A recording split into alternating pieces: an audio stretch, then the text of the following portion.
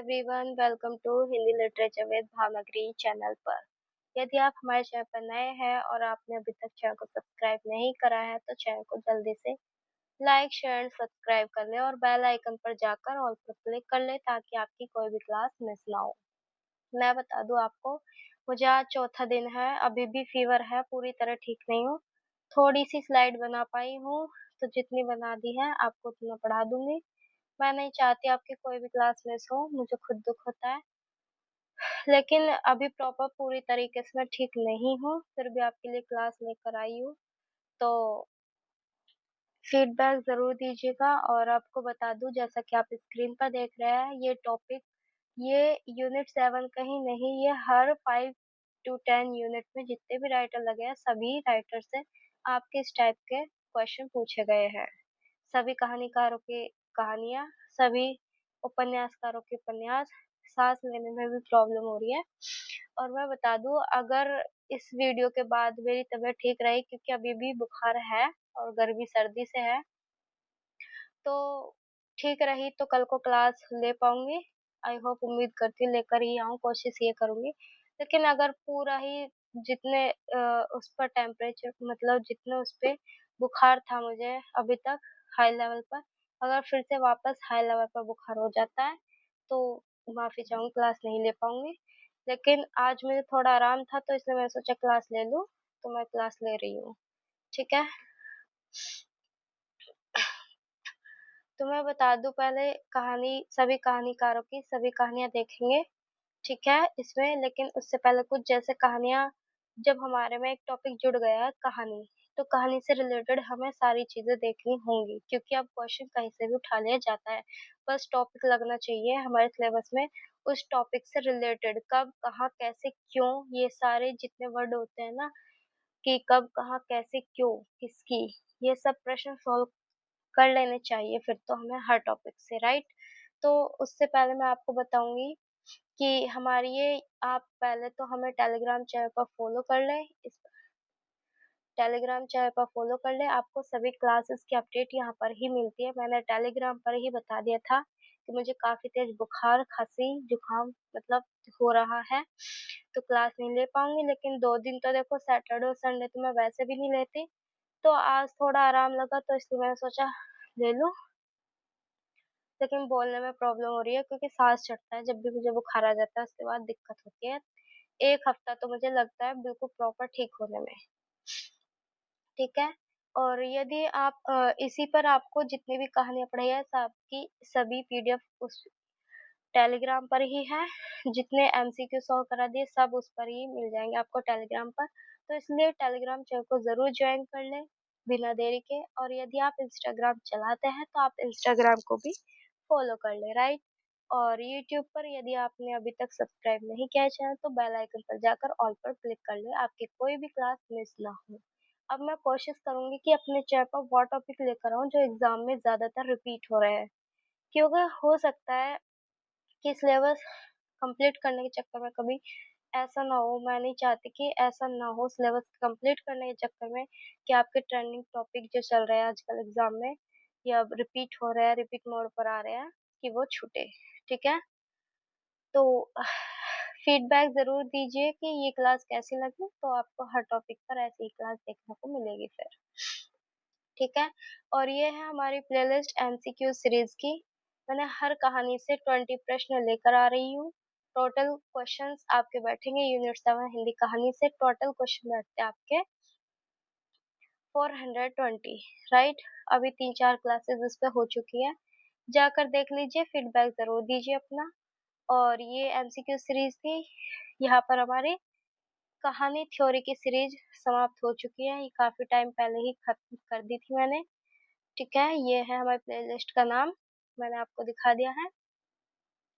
और इधर रामचंद्र शुक्ल सीरीज भी चल रही है, तो इसका नाम है हिंदी साहित्य का इतिहास Ramchandra Shukla series shorts notes के नाम से प्लेलिस्ट बनाई है, जाकर देख लीजिए। ये वो बुक है, ये ऐसी बुक है, बस हमारे सिलेबस में ये वाला टॉपिक लगा होना चाहिए, ये वाला, फिर तो निश्चित है कि यहाँ से 60 से 80% सवाल पूछे जाने तय है। ये हर एग्जाम में बस ये टॉपिक लगना चाहिए, हिंदी साहित्य का इतिहास, फिर अपने आप में इस टाइप की सारी जितनी भी बुकें होती हैं, लेकिन रामचंद्र शुक्ल एक अपने आप में ऐसी बुक है जो हर एक जो स्टूडेंट है उसके पास होनी चाहिए, राइट? तो इसलिए मैंने शॉर्ट्स नोट्स के रूप में इसे पढ़ा रही हूँ। तो जो टॉपिक रह भी जाता है, बाय चांस कुछ टॉपिक रह जाते हैं या वो है, तो वो एमसीक्यू के थ्रू कंप्लीट हो जाएंगे, राइट? तो ये तो हमारी कहानी की प्लेलिस्ट, ये रामचंद्र शुक्ल सीरीज की प्लेलिस्ट है, जाकर देख लीजिए। बिल्कुल लेटेस्ट पैटर्न पे चल रहा है। और कहानी वाली सीरीज तो ये हमारी खत्म हो चुकी है, बस अब इस पर हमारे एमसीक्यू चल रहा है, देख लीजिए, राइट? चलते हैं अपने इस पर, कहानी पर। क्या जैसा कि स्क्रीन पर देख रहे हैं कि जितने भी हमारे पाठ्यक्रम में कहानीकार लगे हैं, उनकी तो आपको सभी कहानियाँ देखनी ही चाहिए, क्योंकि क्वेश्चन भर-भर के यहाँ से पूछे जा रहे हैं। तो मैंने सोचा पहले कि जो हमारा सिलेबस है वो देख लेते हैं, कहानी का। तो कहानी का सिलेबस में हमारे राइटर 17 है, लेकिन आपकी टोटल कहानियाँ 21 है, ठीक है? तो एक-एक करके देखते हैं। राजेंद्र बालाघोष, जिन्हें बंग महिला के नाम से भी जाना जाता है, इनके हमारे पाठ्यक्रम में 2 कहानियाँ लगी हैं। चंद्रदेव से मेरी बातें दिलाई वाली। नंबर 2 है माधवराव सप्रे, एक टोकरी पर मिट्टी, इन्हें कहीं इस टाइप से भी लिख दिया जाता है और कहीं स्प्रे के नाम से भी लिख दिया जाता है, ठीक है? तो दोनों टाइप मिल सकते हैं। एक टोकरी पर मिट्टी। नंबर 3 पर आती है सुभद्रा कुमारी चौहान राही। प्रेमचंद जी की 2 कहानियाँ लगी हैं, ईदगाह, दुनिया का सबसे अनमोल रतन। राधिका रमण प्रसाद सिंह जी, कानों में कंगना। चंद्रधर शर्मा गुलेरी जी की जो कहानी है, उसने कहा था। जयशंकर प्रसाद जी की कहानियां आकाशदीप, आज तो बोलने में बहुत ज्यादा दिक्कत। जैनेन्द्र कुमार जी की जो कहानी लगी हुई है वो है अपना अपना भाग्य। फणीश्वर नाथ रेणु जी की है तीसरी कसम, लाल पान की बेगम। ठीक है, अब चलते हैं आगे हम। अज्ञे जी की कहानी लगी है गैंग्रीन। शेखर जोशी की कौशिका घटवार। भीष्म साहनी जी की अमृतसर आ गया और शेफ की दावत। कृष्णा सौबती की सिक्का बदल गया। हरीश शंकर परसाई जी की इंस्पेक्टर माता दीन चांद पर। ज्ञान रंजन की पिता। कमलेश्वर की राजा निरंबसिया। निर्मल वर्मा की परिंदे कहानी लगी हुई है। ये कहानी यूनिट 7 का सिलेबस है, राइट? सिलेबस देखना बहुत जरूरी होता है, क्योंकि यहाँ से प्रश्न लगते हैं, ठीक है? अरे, कहानी का सामान्य परिचय, सही बात है, हमारे में बस ये टॉपिक लगा है कहानी। अब कहानी शब्द जुड़ गया है हमारे सिलेबस से, तो कहानी के बारे में हमें एक एक चीज देखनी जरूरी हो जाती है, राइट? तो मैंने इसलिए ये पॉइंट यहाँ पर रखे हैं, जहां से भी मुझे मिल पाया, मैंने कलेक्ट कर पाई हूँ, वहां से ये सारे आपको बताने का प्रयास कर रही हूँ पॉइंट, ठीक है? तो देखते हैं एक-एक करके। अमेरिकी कहानीकार एडगर एलन पो को छोटी कहानी यानी शॉर्ट स्टोरी का जन्मदाता माना जाता है। ठीक है, पूछा जा सकता है, अब नहीं, आने वाले समय में जरूर पूछा जा सकता है कि छोटी कहानी यानी शॉर्ट स्टोरी का जन्मदाता किसे माना जाता है, तो आपका जवाब होगा एडगर एलन पो। ठीक है। नंबर 2 पॉइंट है आपका एक तरीके से, सरस्वती पत्रिका के प्रकाशन वर्ष 1900 ईस्वी से प्राय इतिहासकारों ने हिंदी कहानी का आरंभ माना है। कब से? जब सरस्वती पत्रिका का प्रकाशन वर्ष कब हुआ था? 1900 ईस्वी, तभी से ही हिंदी कहानी का आरंभ माना जाता है। सॉरी। ठीक है। कहानी आधुनिक हिंदी साहित्य की सर्वाधिक लोकप्रिय विधा है। याद रखना, आधुनिक हिंदी साहित्य की सर्वाधिक लोकप्रिय विधा मानी गई है। अब हम कहानी के रूप में कहानी, गल्प और आख्यायिका 3 पॉइंट देखते हैं, यानी आप कहानी भी कह सकते हैं, गल्प भी कह सकते हैं, आख्यायिका। लेकिन कहानी शब्द कहाँ से कैसे है और गल्प क्या है, आख्यायिका क्या है, इन तीनों के बारे में देखते हैं। शुरुआती समय में कहानी के लिए किस्सा, गल्प, आख्यायिका आदि शब्द प्रयुक्त होते थे। यानी कहानी जो शब्द है उसके लिए हम क्या क्या शब्द बोलते थे पहले टाइम में? पहले जो प्रयुक्त होते थे, किस्सा, गल्प और आख्यायिका, राइट? चलते हैं आगे। सरस्वती पत्रिका के पहले अंक में प्रकाशित इंदुमती कहानी को रामचंद्र शुक्ल तथा अन्य आलोचकों ने कहानी कहा था। ध्यान रखना, सरस्वती पत्रिका के पहले अंक में, जो पहले अंक में यानी इंदुमती जो थी वो पहले अंक में प्रकाशित हुई थी। कहानी को रामचंद्र शुक्ल और अन्य आलोचकों ने क्या कहा? कहानी कहा है, ठीक है। लेकिन किशोरी लाल गोस्वामी ने इसे आख्यायिका कहा था, इंदुमती को। रामचंद्र शुक्ल ने अपनी कहानी 11 वर्ष का समय को आख्यायिका ही कहा था।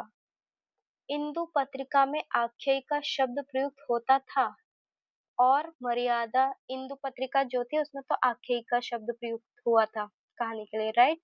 लेकिन मर्यादा 1911, माधुरी 1922, विशाल भारत 1928 पत्रिकाओं में बांग्ला भाषा जो थी, बांग्ला भाषा के अनुकरण पर गल्प शब्द का प्रयोग हुआ है, ठीक है। ध्यान रखना कि बांग्ला के अनुकरण पर गल्प शब्द का प्रयोग होता है। किस किस पत्रिका में? मर्यादा, माधुरी, विशाल भारत में।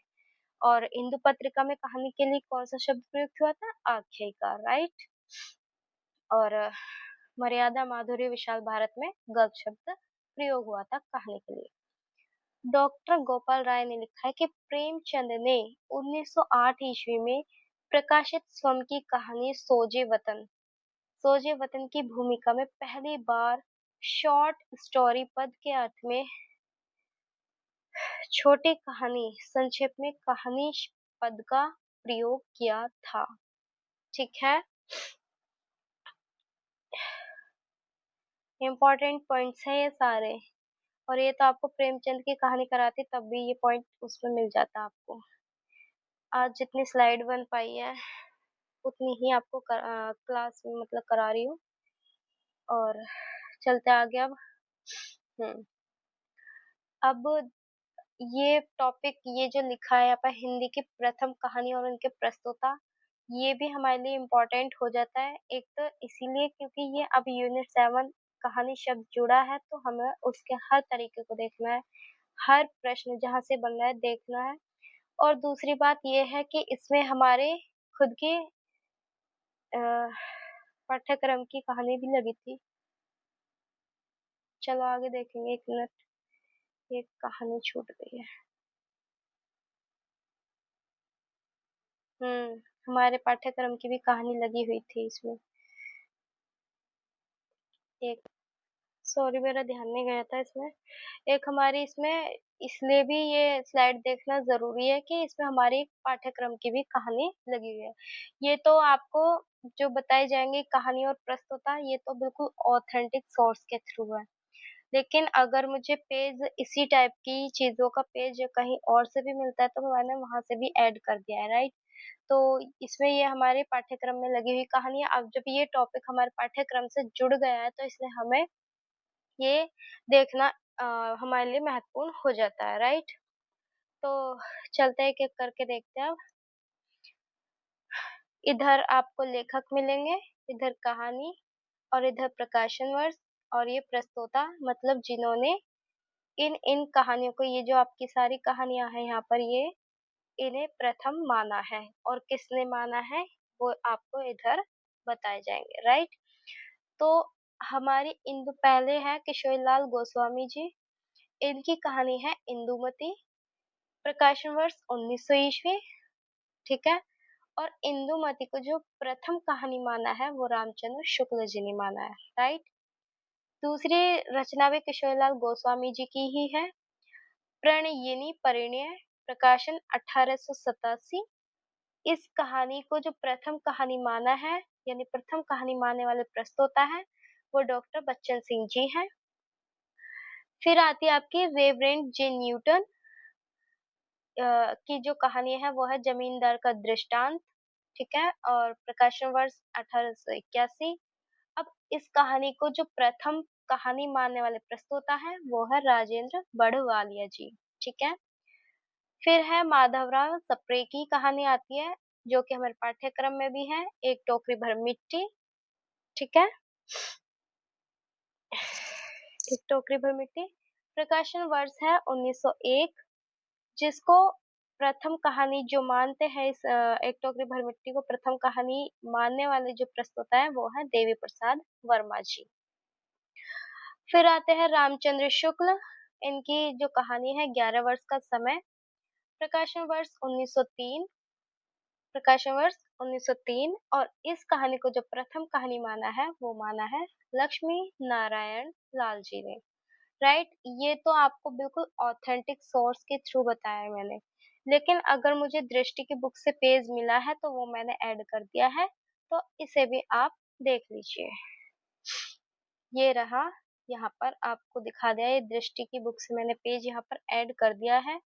ठीक है, ये है, इसमें एक पॉइंट ये पीछे की स्लाइड का ये मैंने यहाँ ऐड कर दिया, वहां जगह नहीं थी, कि बहमे के अनुसार कथा की वस्तु, याद रखना, कथा की वस्तु जो है वो कल्पित है, कथा की वस्तु जो है वो कल्पित है, और आख्यायी की जो वस्तु है वो ख्यात और ऐतिहासिक होती है। ठीक है, ये भामे जी ऐसा मानते हैं।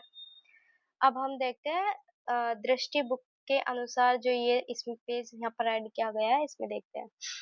एक जमींदार का दृष्टांत, 1871, रेवरेंड जे न्यूटन की कहानी है ये, एक जमींदार का दृष्टांत। और ये इसे जो प्रथम कहानी माना है राजेंद्र बड़वालिया जी ने माना है। प्रणयिनी परिणय, 1887। एक मिनट में पीछे करके देखती हूँ। हाँ, यहाँ पर ये क्रम से दी गई है सारी, यहाँ पर ये बिल्कुल क्रम के अनुसार है। मैं यही देख रही थी पीछे करके, पीछे क्रम के अनुसार नहीं थी, लेकिन वो मुझे ऑथेंटिक बुक है आपकी सरस्वती पांडे की, वहां से ली गई थी, वो वहां से ऐड किया गया है। और ये आपको दृष्टि वाली बुक से मैं बता रही हूँ। तो प्रणयिनी और परिणय कहानी किसकी है? 1887 प्रकाशन वर्ष किशोरीलाल गोस्वामी जी की है, और इसको प्रथम कहानी बच्चन सिंह जी ने माना है। इंदुमती 1900 में ये प्रकाशित हुई, और ये गोस्वामी जी की ही है। इसको जो माना है, इंदुमती को जो माना है प्रथम कहानी, वो रामचंद्र शुक्ल जी माने हैं। एक टोकरी भर मिट्टी 1901 में प्रकाशित हुई, और माधव राव स्प्रे की ये कहानी है। लेकिन एक टोकरी भर मिट्टी को जो प्रथम कहानी मानते हैं वो देवी प्रसाद वर्मा मानते हैं। ठीक है, 11 वर्ष का समय 1903, रामचंद्र शुक्ल की ये कहानी है। और 11 वर्ष के समय को जो प्रथम कहानी मानते हैं वो लक्ष्मी नारायण लाल मानते हैं। चंद्रदेव से मेरी बातें कहानी 1904 में प्रकाशित हुई थी। इसको जो हिंदी की प्रथम कहानी मानते हैं वो भवदेव पांडे मानते हैं। राइट, दुलाई वाली 1907 में प्रकाशित हुई, बंग महिला की है। ये दोनों हमारे पाठ्यक्रम में लगी हुई है, और ये बंग महिला की कहानी है। और तो दुलाई वाली को जो प्रथम कहानी मानते हैं वो राय कृष्ण दास जी मानते हैं। उसने कहा था कहानी 1915 में प्रकाशित हुई, ये भी हमारे पाठ्यक्रम की है।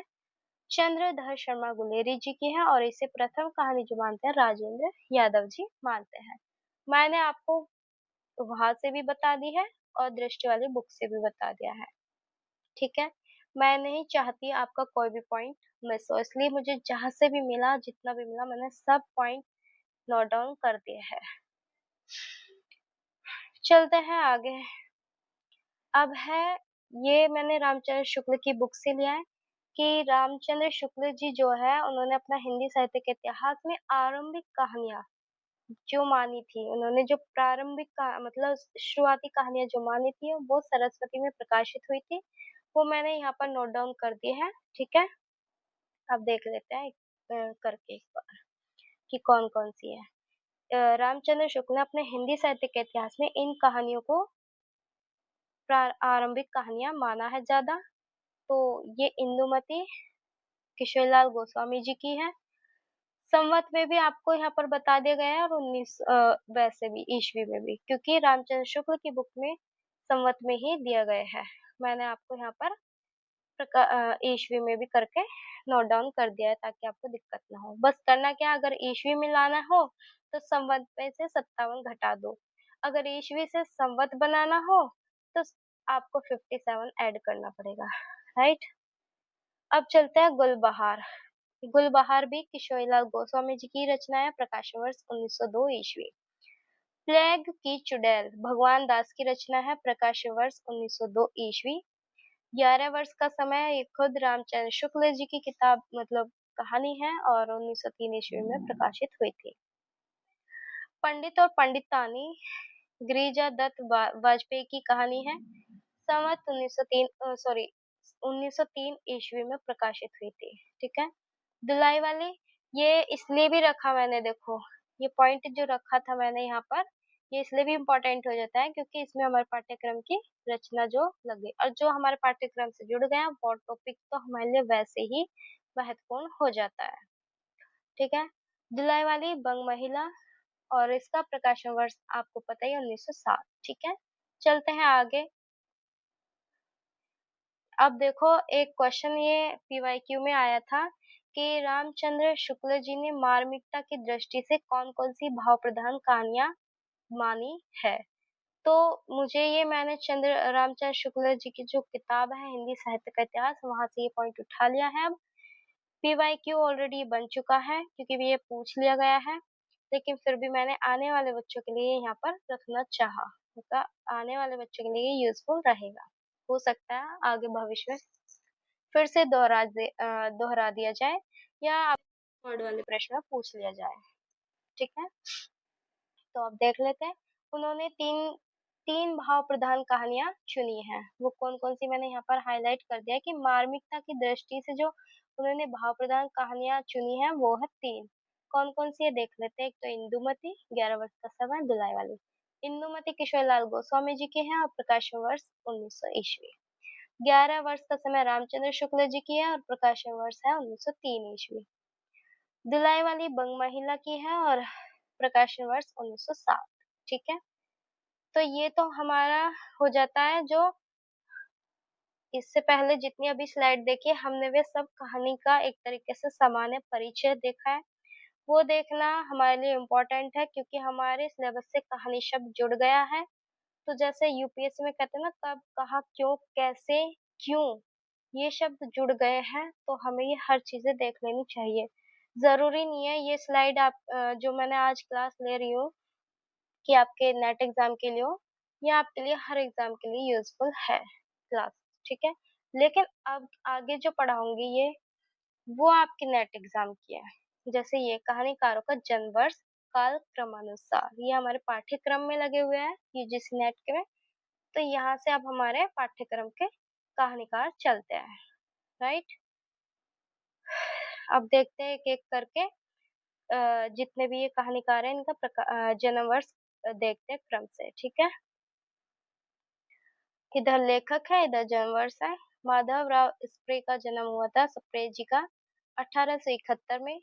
प्रेमचंद जी का जन्म 1880 में। राजेंद्र बाला घोष जिन्हें बंग महिला भी कहते हैं उनका जन्म 1882 में।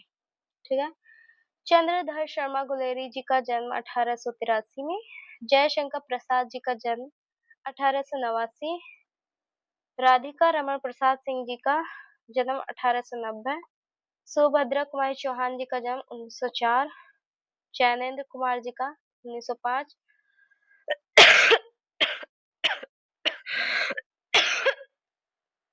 सॉरी, चक्कर आ रहे हैं,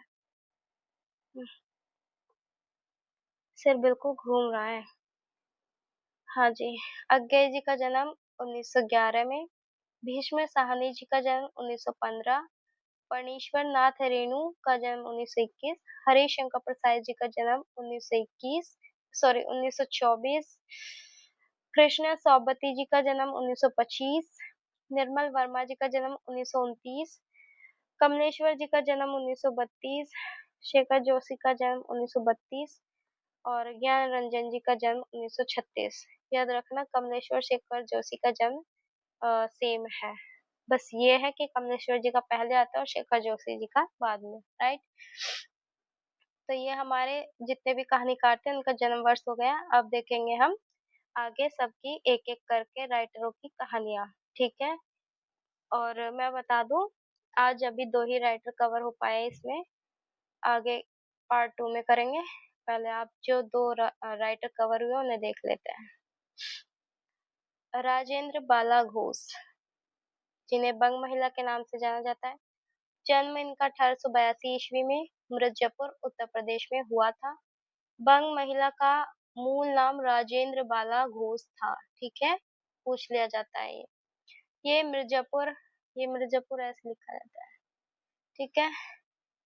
ऐसा भी लिख दो, कोई नहीं है, पर सही है। मिर्जापुर निवासी बाबू पूर्ण चंद्र जी की ये धर्मपत्नी थी। राजेंद्र बाला घोष यानी बंग महिला को हिंदी की प्रथम कहानी लेखिका स्वीकार किया जाता है। हिंदी की इन्हें प्रथम कहानी लेखिका माना जाता है, राजेंद्र बाला घोष जी को। हिंदी में पहली बार रामचंद्र शुक्ल ने इनकी कई रचनाओं का अपनी ओर से परिवर्तन, संशोधन और परिवर्धन करके कुसुम नामक संग्रह संपादित किया, जो कि 1911 में इंडियन प्रेस प्रयाग से छपा था। अब चलते हैं इनकी कहानियों पर। अभी और इनके बारे में इम्पोर्टेंट पॉइंट मिलते हैं, पहले वो देख लेते हैं, फिर चलेंगे कहानी पर। भवदेव पांडे ने बंग महिला कृत चंद्रदेव से मेरी बातें कहानी को हिंदी की पहली राजनीतिक कहानी माना है। देखो, चंद्रदेव से मेरी बातें जो कहानियां हमारे पाठ्यक्रम में है, तो इसलिए इनके बारे में भी हमें कहीं ना कहीं ये पॉइंट मिला है, चंद्रदेव से मेरी बातें कहानी के बारे में। तो ये भवदेव जी का कथन है, ध्यान रखना। गोपाल राय लिखते हैं कि चंद्रदेव से मेरी बातें कहानी में समकालीन वायसराय लॉर्ड कर्जन, यहाँ पर लॉर्ड है, ठीक है? लॉर्ड कर्जन के प्रशासन पर करारा व्यंग्य है। ये किसने कहा है? गोपाल राय जी ने। लक्ष्मी सागर, यहाँ पर वाश ने लिखा है, यह है ऐसे करके, यहाँ पता नहीं कैसे आ गया, ने अपने निबंध संग्रह नवनीत पुस्तक थी इनकी एक, नवनीत में यह स्पष्ट किया था कि यह विधा की दृष्टि से कहानी नहीं बल्कि एक निबंध है। हालांकि वर्तमान में इसे हिंदी की पहली पत्रात्मक राजनीतिक कहानी भी माना जाता है, ऐसे लक्ष्मी सागर वार्ष्णेय जी का कहना है। तो ध्यान रखना, इम्पोर्टेंट ये सारे कथन हैं। कुंभ में छोटी बहू कहानी में पहली बार भोजपुरी में अशिक्षित औरतों की बातचीत का चित्रण किया गया है, दिखाया गया है। दुलाई वाली कहानी जो संवत 1964, ये संवत में है, यहाँ पे ध्यान रखना, संवत 1964 की सरस्वती भाग 8 में संख्या 5 में प्रकाशित हुई थी। इम्पोर्टेंट पॉइंट है क्योंकि ये पूछ लिया, ये पीवाईक्यू बन चुका है, और ये पॉइंट मैंने रामचंद्र शुक्ल की बुक से उठाया है, ठीक है? तो ध्यान रखना, इम्पोर्टेंट है। और ये सारी जितने भी अभी मैंने दिखाए हैं आपको, ये वाले कथन भी, ये वाले भी जितने यहाँ पर इम्पोर्टेंट पॉइंट है, ये सारे इम्पोर्टेंट पॉइंट बताया, और आगे भी। तो प्लीज उम्मीद करती हूँ कि आप जब भी ये वीडियो देखेंगे, कभी भी देखो, तो कॉपी पेन के साथ देखें और शॉर्ट्स नोट्स में ऐड कर ले। जरूरी नहीं है ये पूरा पूरा लिखे, बस आप ऐसे लिख लो जैसे भवदेव पांडे का कथन है कि राजनीतिक कहानी माना है चंद्रदेव से मेरी बातें कहानी को। गोपाल राय जी ने इसे लॉर्ड कर्जन पर करारा व्यंग्य, ऐसे शॉर्ट नोट्स बस आपको समझ आना चाहिए, ये जरूरी नहीं है कि बिल्कुल थ्योरी लिखो पूरी, ठीक है? अब आगे चलते हैं। ये है इनकी कहानी, और मैं बता दूं, जो मुझे ऑथेंटिक सोर्स से मिली है वो मिली है चंदेव से मेरी बातें, कुम में छोटी बहू, और दुलाई वाले, और दालिया। ये मिली है मुझे ऑथेंटिक सोर्स यानी सरस्वती पांडे जी की बुक से। लेकिन मैंने और देखा तो दृष्टि वाली बुक में ये कहानियां और ऐड कर दी गई थी। दृष्टि की जो बुक आती है ना, ये वाली और एक ये वाली, ठीक है, लिख दिया है मैंने। और ये वाली भी, ये वाली भी मुझे वहीं से ही मिली है, और ये वाली भी। बस चार जो मिली है मुझे, वो चारों मैंने आपको बता दिया सरस्वती पांडे की बुक से, वही ऑथेंटिक सोर्स है, यही चार मिली थी। लेकिन अगर मैं गूगल पे जाती हूँ ये सभी कहानियां सर्च करने, तो गूगल पे सभी कहानियां थी इनके बारे में, मतलब राजेंद्र बाला घोष जी के। तो देख लेते हैं आप एक एक करके, मैंने नोट डाउन कर दी है, आपको जैसी लगे तो देख लेना, ठीक है? इनके 8 कहानियां मिली है मुझे, देखते एक एक करके। चंद्रदेव से मेरी बातें 1904 ईस्वी में प्रकाशित हुई। कुंभ में छोटी बहू 1906 में प्रकाशित। दान प्रतिदान 1906 में प्रकाशित हुई थी। धुलाई वाली 1907 ईस्वी। मूरला 1908 ईस्वी। भाई बहन 1908 ईस्वी। दालिया दालिया जो है आपकी 1909 में 9 ईस्वी और हृदय परीक्षा 1915 ईस्वी में प्रकाशित हुई थी। दृष्टि में इसका प्रकाशन नहीं था, तो मैंने गूगल से सर्च किया, आ गया था। राइट, तो ये आपकी यहाँ पर राजेंद्र बाला घोष जी की सभी कहानियां बता दी है कालक्रम अनुसार बिल्कुल। अब चलते हम आगे। अब आते हैं हमारे माधवराव स्प्रे नंबर 2 पर, ठीक है। तो इनके बारे में देख लेते हैं, ठीक है। यह कहानी 1901 में छत्तीसगढ़ मृत पत्रिका में सर्वप्रथम प्रकाशित हुई थी, ठीक है। कौन सी? एक टोकरी भर मिट्टी के बारे में मिलती है। यहाँ लिखना रह गया, एक टोकरी भर मिट्टी।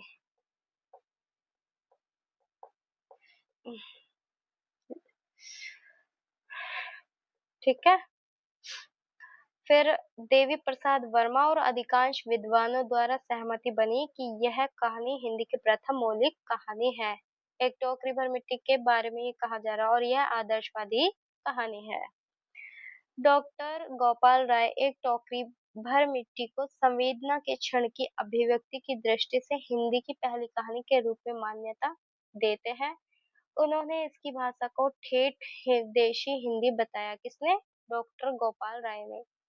अभी इस स्लाइड पर काम चल रहा था ना, तो इसलिए इसके पॉइंट अभी हाईलाइट नहीं किया है, लेकिन जब इसकी आपको पीडीएफ मिलेगी तो हाईलाइट करके ही मिलेगी।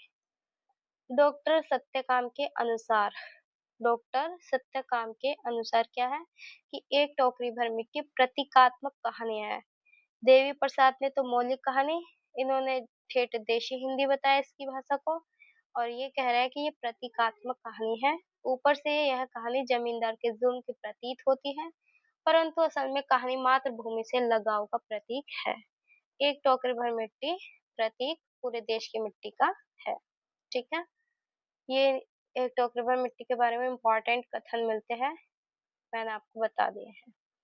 अब जो ऑथेंटिक सोर्स के अकॉर्डिंग देखें तो सिर्फ इनकी एक ही कहानी मिलती है, वो है एक टोकरी भर मिट्टी, ठीक है। और अगर मैं जाती हूँ गूगल पे, इन पर सर्च करती हूँ, हर तरीके से ढूंढने का प्रयास किया है, तो फिर मुझे ये मिली है इतनी कहानियां। और तो मैंने सोचा ऐड कर देती हूँ, लेकिन ये भी बता दिया अब आपको कि ऑथेंटिक सोर्स के अकॉर्डिंग देखें तो मुझे यही कहानी मिली है, लेकिन अगर वेबसाइट अदर वेबसाइट से देखें, बुक से देखें, तो ये कहानी मिल जाती है, ठीक है। बुक जो मैंने वेबसाइट पर देखा तो यहाँ पर सुभाषित रत्न था, रत्न, ठीक है, सुभाषित रत्न। और ये जो तरल शब्द मिला है, ये मिला है दृष्टि वाली बुक में, तो देख लेना। अब मैं आपको बता रही हूँ, ये 1900 में प्रकाशित हुई थी, 2 भागों में है। इनकी एक कहानी ये है कि एक पथिक का स्वप्न 1900 ईस्वी। सम्मान किसे कहते हैं, ये मिला है, इसका प्रकाशन वर्ष नहीं मिला मुझे। और एक कहानी ये मिली है आजम, इसका भी प्रकाशन वर्ष नहीं मिला। एक टोकरी भर मिट्टी 1901 में प्रकाशित हुई। तो ये हमारी इतनी ही स्लाइड बन पाई है, आगे नहीं बना पाई मैं, क्योंकि मैंने, जैसा आपको पता है कि फीवर बहुत तेज हो रहा है, अब भी धीरे धीरे चढ़ते जा रहा है, लेकिन फिर भी हिम्मत करके आपके लिए क्लास लेकर आई हूँ जितना हो पाया है। आई होप, उम्मीद करती हूँ आपको यहाँ से जरूर आने वाले एग्जाम में बहुत ज्यादा हेल्पफुल रहेगी ये क्लास। इसलिए प्लीज शेयर जरूर करें और लाइक कर लें, और यदि आपने अभी तक चैनल को सब्सक्राइब नहीं किया है तो चैनल को सब्सक्राइब कर लें। राइट, मिलते हैं नेक्स्ट वीडियो में, तब तक के लिए बाय, टाटा, धन्यवाद।